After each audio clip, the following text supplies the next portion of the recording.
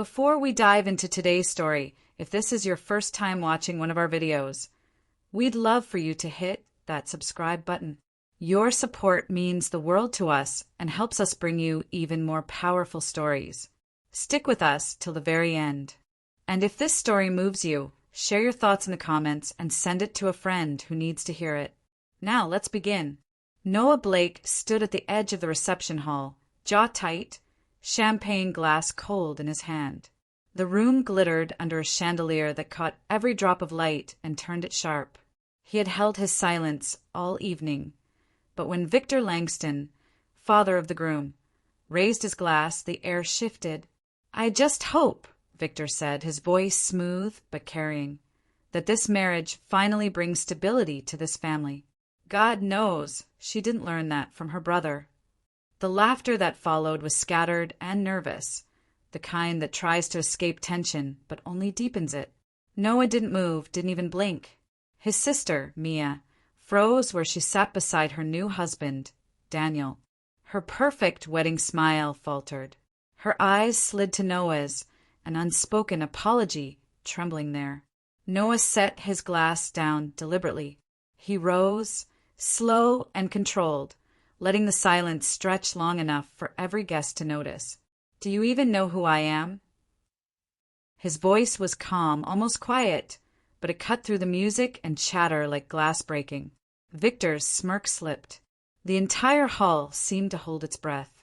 Cameras from every table turned toward Noah instinctively.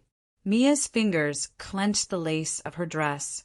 She knew her brother, knew he would not lose control, but also knew he would not let this pass.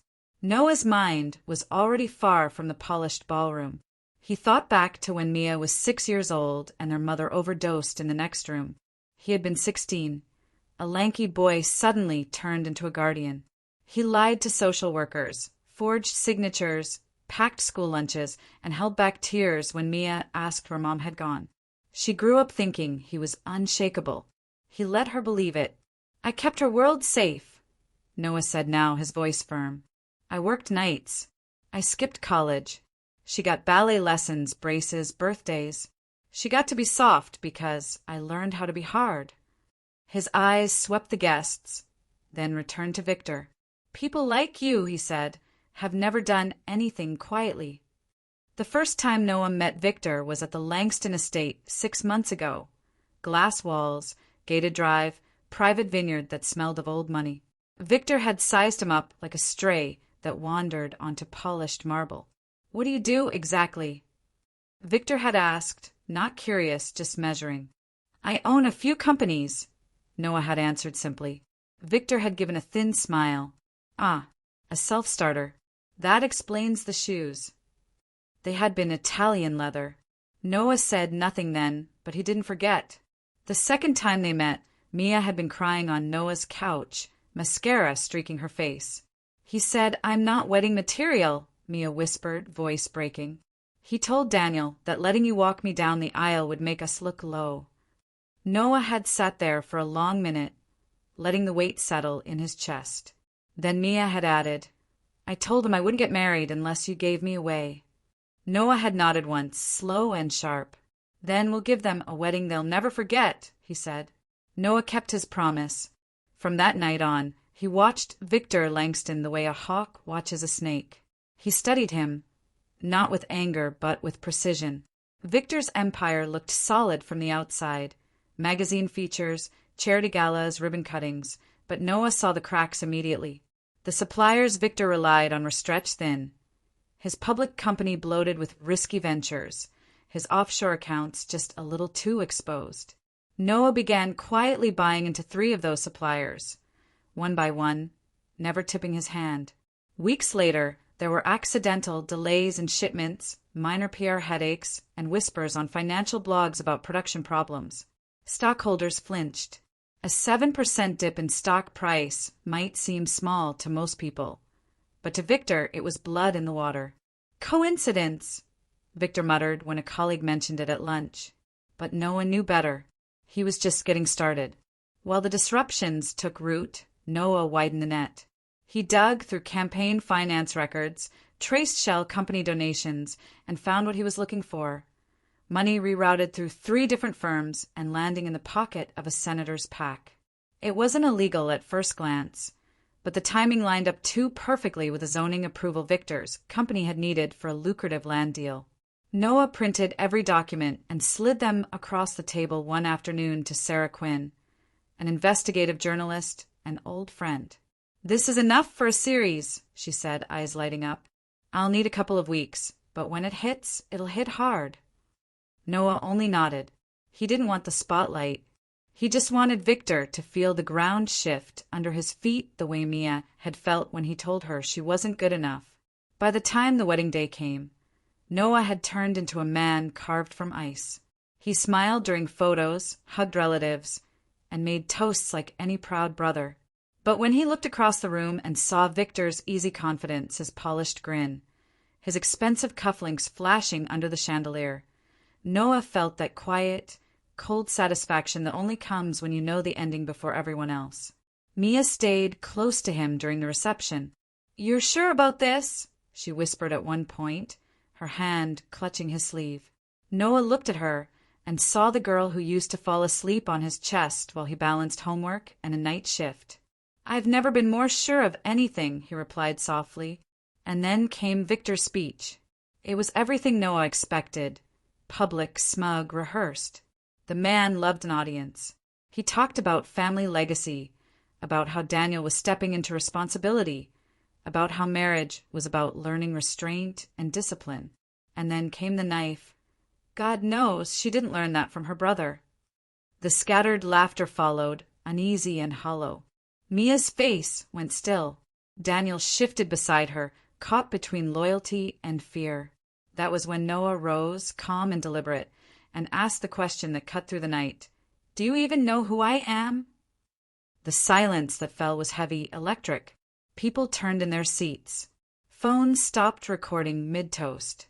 Victor tried to recover with a chuckle, his hand tightening on the stem of his wine glass. "You're the brother, of course." "The protector," he said, trying for humor but finding no laughter. Noah's stare didn't waver. "I'm the reason Mia didn't end up in the foster system. I'm the reason she has a life, an education, a future. And I'm also the reason your company is under federal investigation." The words landed like a slap.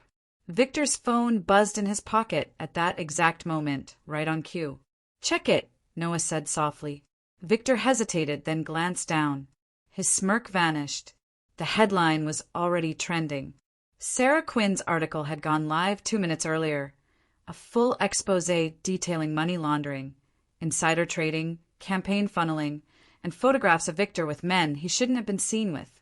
The room erupted with gasps and whispers. Victor's hand trembled as he tried to speak. This is slander," he stammered, but Noah raised a hand, silencing him. "Don't," Noah said, his voice level. "You've embarrassed yourself enough tonight." The guests watched in stunned silence, the entire room hanging on every word.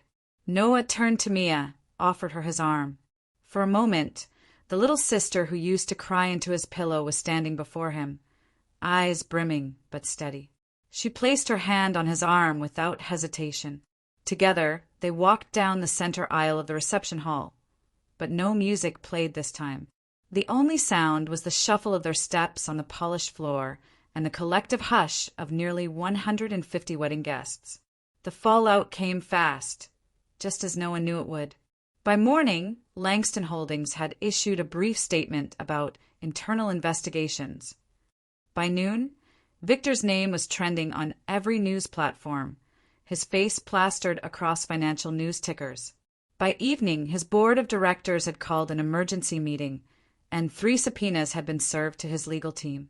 Noah didn't gloat. He didn't need to. Justice had its own echo. Mia and Daniel delayed their honeymoon for a few days, worried about what would come next. "You didn't have to do this for me," Mia said softly one night, sitting across from Noah on his balcony as the city lights glowed far below them. Noah looked out at the horizon, coffee mug warm in his hands.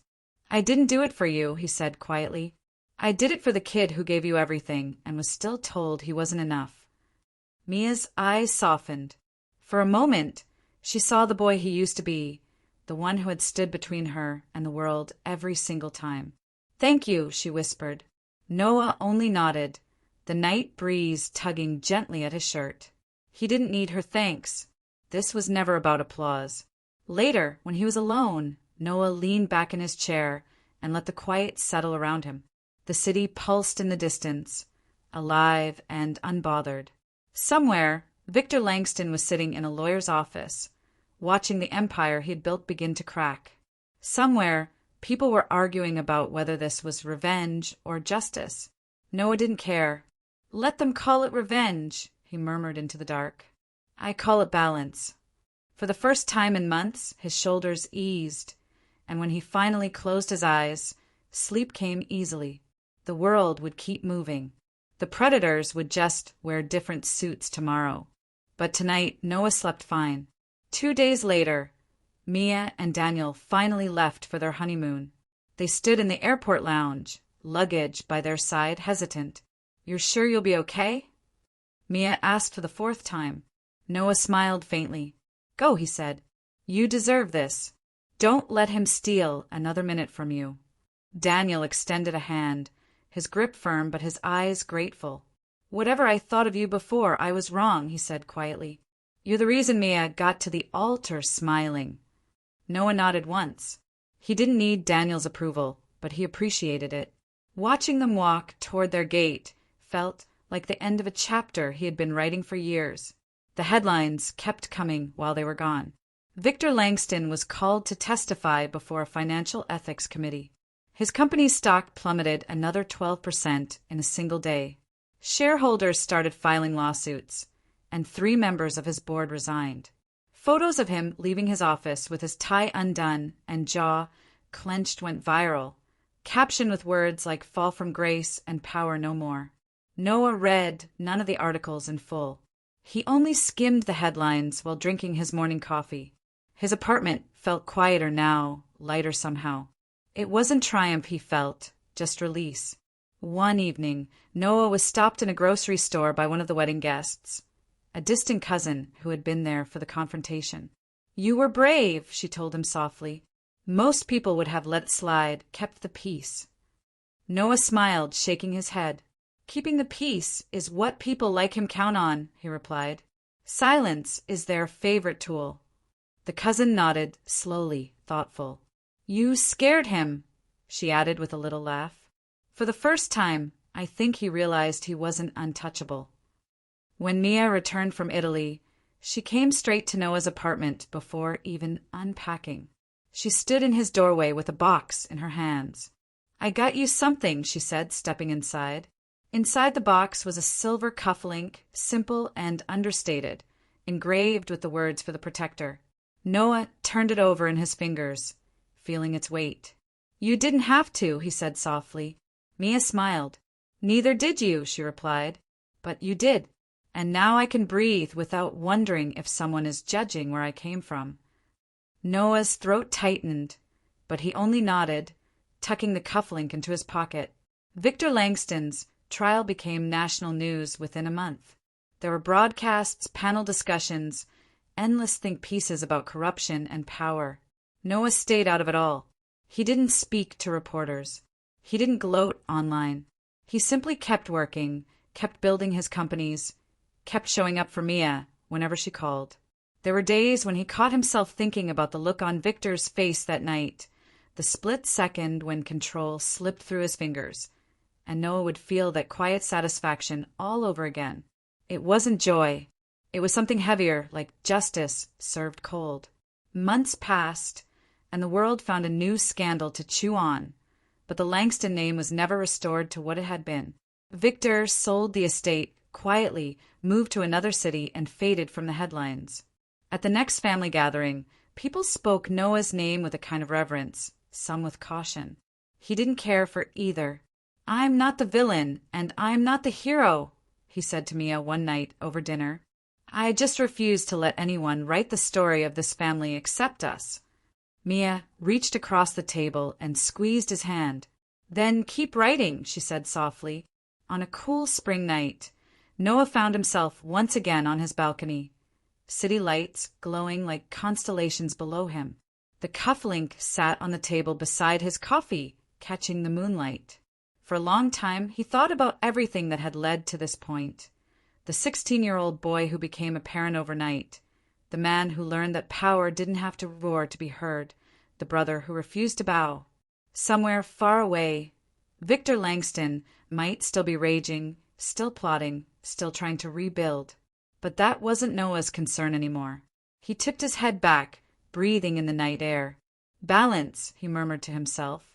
And when he finally went inside, closing the balcony door behind him, he felt the rarest thing of all, peace.